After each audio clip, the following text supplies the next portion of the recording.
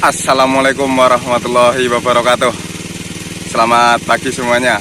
Selamat pagi sedulur, selamat pagi kawan-kawan, dan selamat pagi semuanya.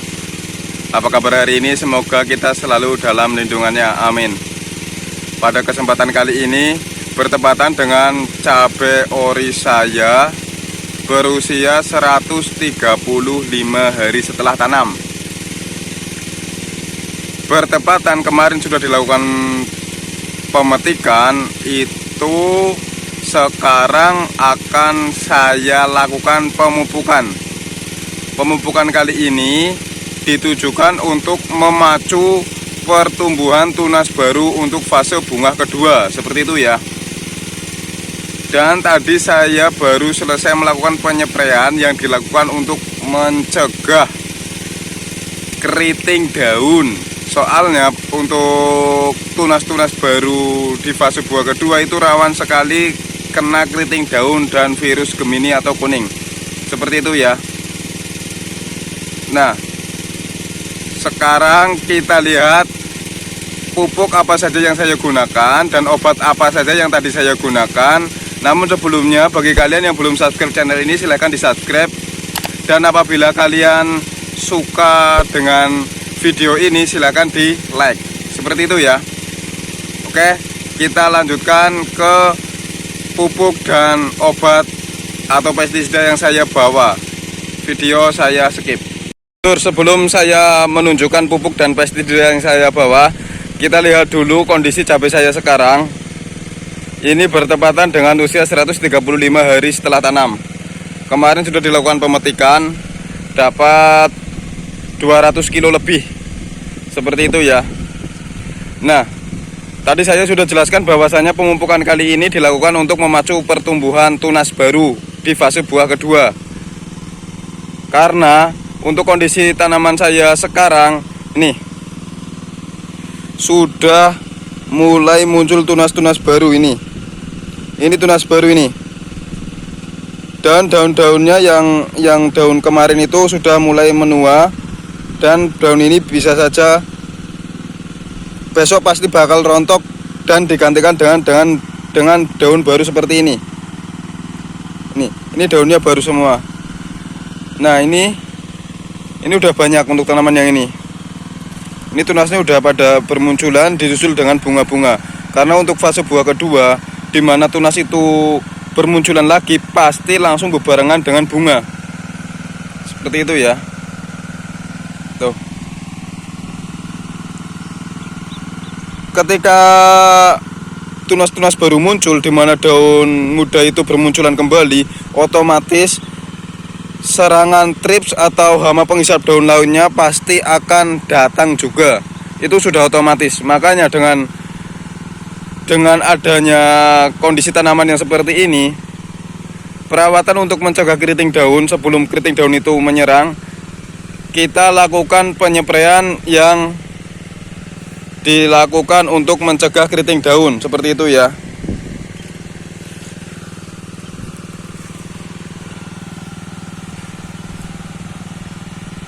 Tuh, tunas-tunas baru dan bunga-bunganya sudah keluar lagi. Namun ada beberapa yang belum keluar tunas baru, memang karena ini ada beberapa yang masih buahnya masih banyak. Dan untuk buah yang sudah mulai habis, langsung disusul dengan tunas-tunas baru. Untuk kondisi cabai saya sekarang, memang kondisi tanamannya itu nggak begitu hijau banget ya. Karena memang sudah lama nggak saya lakukan pemupukan. Dan pemupukan kali ini di samping untuk memacu tunas-tunas baru, juga untuk menjaga daun yang sudah tua ya, penghijauan kembali seperti itu.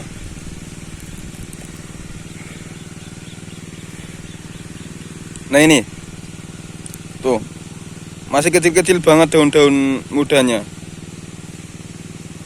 Tuh, tunas-tunas barunya bermunculan kembali. Ini menandakan fase buah kedua akan segera tiba. Makanya untuk pemupukan kali ini dilakukan untuk melakukan pemacu tunas kedua ya, seperti itu. Oke, kita lihat yang lainnya. Video saya skip. Karena saya sudah berada di tengah-tengah ya. di mana tanaman saya ini memang belum muncul lagi ya tunas barunya, tapi untuk yang belum muncul masih disusul bunga-bunga seperti ini. Besok kalau semisal buah ini sudah mulai habis, akan muncul tunas baru lagi. Nah, ini tunas baru tuh. Seperti itu ya. Ini kondisi tanamannya pada roboh karena memang anginnya di sini kencang dan tanamannya itu tergolong rimbun ya. Sama dulu itu saya menggunakan ajir bekas, makanya ajirnya pada patah seperti itu, nggak kuat nahan rimbunnya tanaman.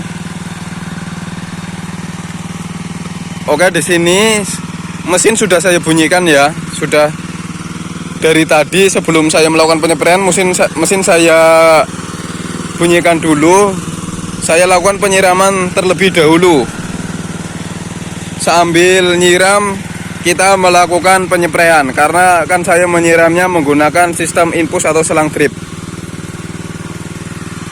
Begini kondisinya, sudah mulai banyak yang merah lagi. Tapi untuk kali ini baru dilakukan di pemetikan yang di lahan kedua, jadi yang ini ditinggal dulu. Nih yang keluar tunas-tunas baru lagi. Ini daun-daun baru ini juga. Dan dimana ketika tanaman kita mengeluarkan daun muda seperti ini, daun muda seperti ini sangat disukai oleh hama penghisap daun seperti trips, tungau, kutu apis dan lain-lain ya. Bahkan kutu kebul juga sangat suka untuk hinggap di kondisi tanaman yang daunnya masih pada muda seperti itu. Maka dari itu tadi saya melakukan penyepraian untuk mencegah keriting daun. Kayak seperti ini kondisi tanamannya, buahnya masih banyak, tapi sudah mulai bersiap-siap mengeluarkan tunas baru untuk fase buah kedua. Oke, biar durasi video ini tidak panjang, sekarang kita langsung menuju pupuk dan pestisida yang saya gunakan hari ini. Oke, video saya skip dulu. Baik sedulur, untuk kali ini saya akan menunjukkan pestisidanya terlebih dahulu ya. Untuk penyepraian kali ini saya menggunakan pestisida yaitu merek dagang Basgrimek, dimana ini dengan bahan aktif abamectin ya. Sudah sering saya jelaskan bahwasannya abamectin itu bagus untuk mencegah bahkan mengobati keriting daun. Menggunakan Basgrimek, kalian boleh menggunakan merek dagang apa saja, yang penting bahan aktifnya abamectin. Seperti itu ya. Ini juga sama dengan penyepraian kemarin yang di lahan kedua. Saya juga menggunakan Basgrimek untuk mencegah keriting daun pada fase pembuahan kedua ya, tunas-tunas baru itu. Dan selain untuk insektisidanya, saya juga menggunakan fungisida, di mana fungisida itu sekarang saya menggunakan merek dagang Galaxy 400 SC, di mana bahan aktif Galaxy itu azoxystrobin dan difenoconazole. Sebenarnya sama dengan penyepraian yang di lahan kedua kemarin, cuman kemarin saya menggunakan Amistartop, karena Amistartop sekarang sudah habis, saya ganti menggunakan Galaxy. Kenapa saya nggak menggunakan Amistartop? Kebetulan saya menemukan bahan aktif yang sama, cuman harganya lebih murah. Jadi sekarang saya menggunakan Galaxy. Kalau kalian perhatikan untuk fungisida yang berbahan aktif azoxystrobin dan difenoconazole, yang awal-awal saya pertama kali itu menggunakan Tandem. Ketika Tandem habis, saya cari Tandem lagi, nggak ada, saya ganti Amistartop. Nah, kebetulan Amistartopnya sekarang sudah habis, saya ganti lagi dengan Galaxy.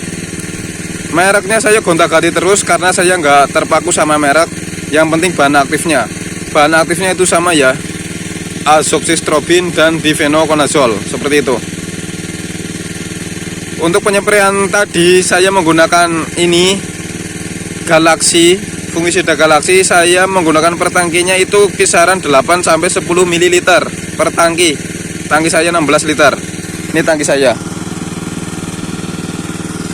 Dan untuk abamectinnya atau Basgrimek saya menggunakan 10 ml per tangki. tidak lupa juga saya kasih perekat. Perekat ini saya masih biasa yang menggunakan frame stick karena di sini harganya paling murah. Ini 25.000 per botol dengan volume 1 liter seperti itu ya. Saya menggunakan frame stick ini 10 ml. Oke. Saya ulangi, untuk penyepraian kali ini saya menggunakan Abamectin sebanyak 10 ml per tangki dan azoxystrobin difenoconazole sebanyak 8-10 ml per tangki dan perekatnya 10 ml per tangki. Oke, begitu ya untuk penyepraian amunisi penyepraian kali ini. Dan sekarang langsung saja kita menuju pupuk yang saya gunakan karena kebetulan selesai penyepraian saya juga akan langsung melakukan pemupukan.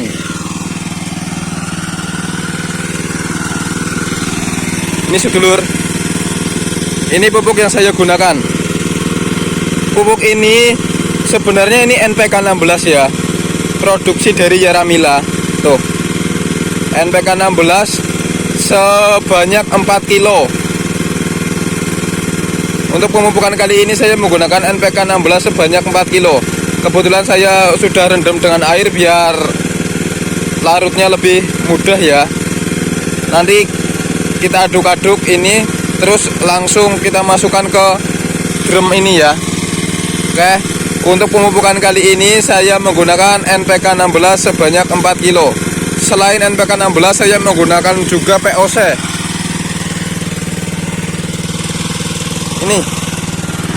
Ini POC yang saya gunakan, sama seperti kemarin. Tapi untuk pemupukan kali ini POC nya saya hanya menggunakan 1,5 liter. Kalau yang awal-awal kalian perhatikan saya menggunakan 2 liter. Kenapa saya menggunakan 1,5 liter? Karena saya mencari wadah yang berisi 2 liter itu nggak nemu. Jadi adanya 1,5 liter, ya udah nggak apa-apa 1,5 liter. Seperti itu ya. Harusnya pemupukan kali ini itu ditambahin KCl. Tapi karena kondisi KCl saya sekarang lagi habis, saya belum beli lagi, jadi terpaksa saya hanya menggunakan NPK 16 dan POC 1,5 liter seperti itu ya. Oke sedulur, saya akan memasukkan pupuk-pupuk ini ke dalam drum dulu. Video saya skip. Oke sedulur, ini sudah saya masukkan, dimana NPK tadi 4 kilo yang sudah saya larutkan dan POC 1,5 liter.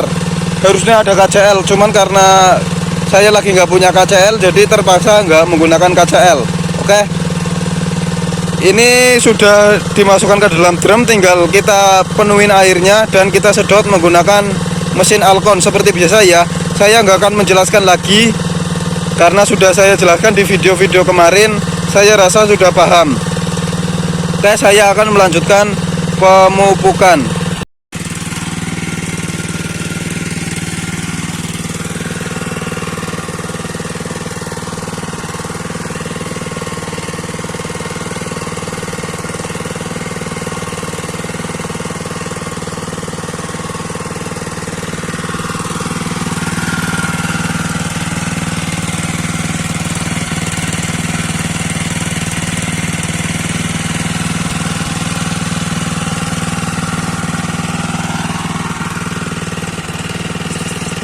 Dulur, ini saya sudah selesai melakukan pemupukan.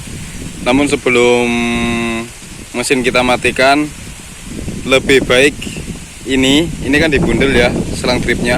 Kita buka dulu, yang bertujuan untuk mengeluarkan endapan-endapan atau sisa pemupukan tadi ya, yang nggak keluar dari lubang pertanamannya ini. Nah, kita buka terlebih dahulu. Karena saya sendiri, video saya skip dulu. Sudah saya buka. Ini bertujuan untuk membilas sisa-sisa pupuk yang ada di dalam ya. Kalau dibuka ini keluarnya airnya putih ya. Ini menandakan ada endapan-endapan atau sisa-sisa pupuk yang nggak keluar setiap lubang tanam yaitu ya. Oke. Ini nanti kita ikat lagi kalau sudah airnya bening. Semuanya kita buka dulu, oke? Seperti itu ya. Kalau sudah bening baru diikat semua. Kayak seperti itu ya cara saya melakukan pemupukan, terus dosis yang saya gunakan, pupuk apa saja yang saya gunakan, terus amunisi apa saja yang saya gunakan untuk melakukan penyepraian seperti itu tadi. Oh ya, tadi saya baru saja pulang, ini balik lagi karena ini balik ganti baju ya. Karena tadi pagi saya melakukan penyepraian itu bajunya basah kuyup, jadi saya pulang dulu ganti baju terus kesini lagi mau ngambil mesin Alkon ya. Kayak seperti itu video kali ini. Sampai jumpa di video selanjutnya. Salam dari saya. Assalamualaikum warahmatullahi wabarakatuh.